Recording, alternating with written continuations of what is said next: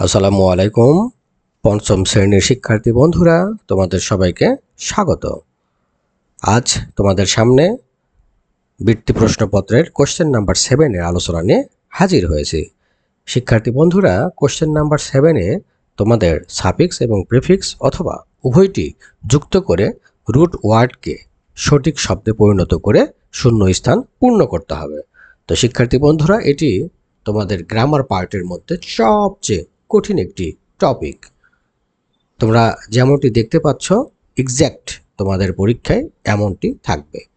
লেখা থাকবে সেখানে, read the text below and fill in the gaps with the appropriate root words added with suffixes, prefixes or both.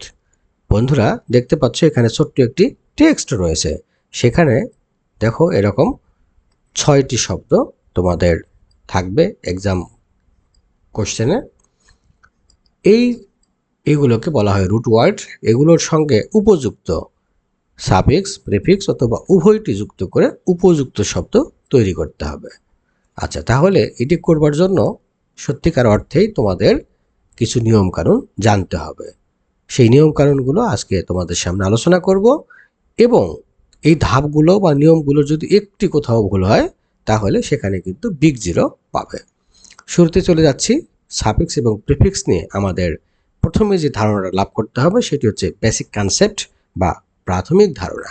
আচ্ছা, শুরুতে আমরা যেমনটি দেখলাম যে রুট ওয়ার্ড, আসলে রুট ওয়ার্ড কি তার পরিচয়টা একটু জেনে নিই। রুট ওয়ার্ড এর ভালো বাংলা হলো মূল শব্দ। মূল শব্দ হলো সেই শব্দ যার সাথে অন্য কিছু যুক্ত হয়নি, যেমন হ্যাপি অথবা ইউজ। আচ্ছা, এবার জানবো প্রিফিক্স কি। প্রিফিক্সের ভালো বাংলা উপসর্গ। মূল শব্দের আগে বসে শব্দের অর্থ পরিবর্তন বা বিপরীত করে। এরা এরকম একটি রুট ওয়ার্ডের পূর্বে বসবে, বসে কি করবে? শব্দের অর্থ পরিবর্তন কিংবা বিপরীত শব্দ তৈরি করবে। যেমন এখানে রুট ওয়ার্ড তোমরা দেখতে পাচ্ছ হ্যাপি, এর আগে আন প্রিফিক্সটি যুক্ত হয়ে আনহ্যাপি হয়ে গেল, যেটি হ্যাপি ওয়ার্ডটির একেবারেই বিপরীত শব্দ। এবার দেখে নিচ্ছি সাফিক্সের পরিচয়। সাফিক্সের ভালো বাংলা প্রত্যয়। এরা মূল শব্দের শেষে বসে সাধারণত পার্টস অফ স্পিচ পরিবর্তন করে। যেমন উদাহরণ দেখে নিতে পারি, ইউজ এর সঙ্গে ফুল সাফিক্স যুক্ত হয়ে ইউজফুল হয়ে গেল। বন্ধুরা, এখানে ইউজ ওয়ার্ডটি নাউন আবার ভার্ব হিসেবে ব্যবহৃত হয়ে থাকে।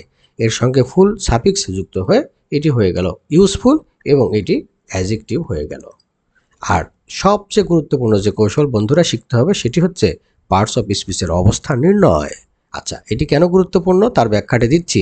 তোমরা জানো ইংলিশ ল্যাঙ্গুয়েজে 8টি পার্ট অফ স্পিচ রয়েছে। তো এর মধ্যে মাত্র 4টি পার্ট অফ স্পিচ সাফিক্স এবং প্রিফিক্স এর কাজে লাগে।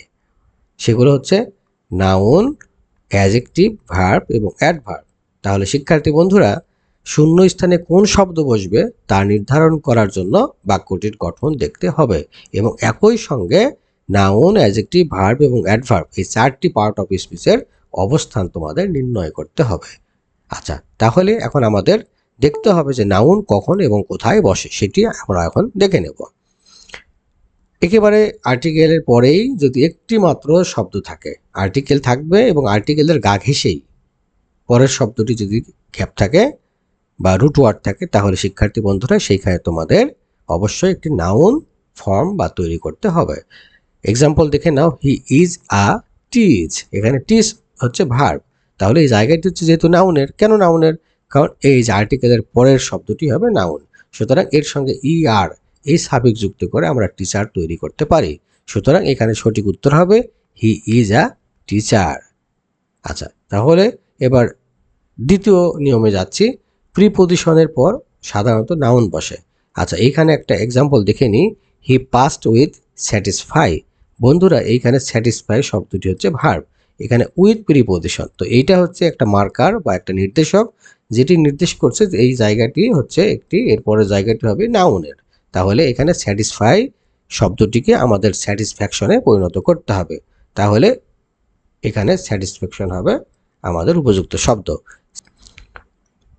এরপরের যে নিয়মটি দেখতে পাচ্ছি পজেসিভ প্রোনাউন, যেমন মাই, আওয়ার, ইওর, হিজ, হার, দেয়ার এরপরে নাউন বসে। বন্ধুরা এগুলো প্রোনাউন থেকে জন্ম লাভ করেছে বিধায় এদের পজেসিভ প্রোনাউন বলা হচ্ছে। বেসিক্যালি এগুলো পজেসিভ অ্যাডজেক্টিভ। আচ্ছা, ইট ইজ মাই রেসপন্সিবল, আমরা জানলাম পজেসিভ অ্যাডজেক্টিভের পরে রেসপন্সিবিলিটি হবে, সুতরাং নাউন হবে। তাহলে রেসপন্সিবল শব্দটি পরিণত হয়ে যাবে রেসপন্সিবিলিটি শব্দে। যাচ্ছি পরের নিয়মে, অ্যাডজেক্টিভের পর নাউন বসে। লক্ষ্য করা যাক এক্সাম্পল, শি হ্যাজ গ্রেট। আচ্ছা, শি হ্যাজ গ্রেট নো, তাহলে এখানে নো দেওয়ার সুযোগ নেই, নো হচ্ছে ভার্ব। তাহলে এখানে আমাদের নাউন ফর্ম করতে হবে নো থেকে নলেজ। আরেকটি উদাহরণ দেখি এবং নিয়ম দেখি। সেন্টেন্সের সাবজেক্ট বা অবজেক্ট হিসেবে নাউন বসে। আচ্ছা, তাহলে দেখো এখানে একটা আমরা দেখতে পাচ্ছি প্যাশেন্ট ইজ আ ভার্সু। না, এখানে প্যাশেন্ট নাউন ঠিক আছে, আবার কিন্তু এটা অ্যাডজেক্টিভ, কিন্তু এই সঠিক লাগবে। সঠিকটি হচ্ছে এখানে একটা অ্যাবস্ট্রাক্ট নাউনের দরকার, কারণ ভার্সু হচ্ছে গুণ।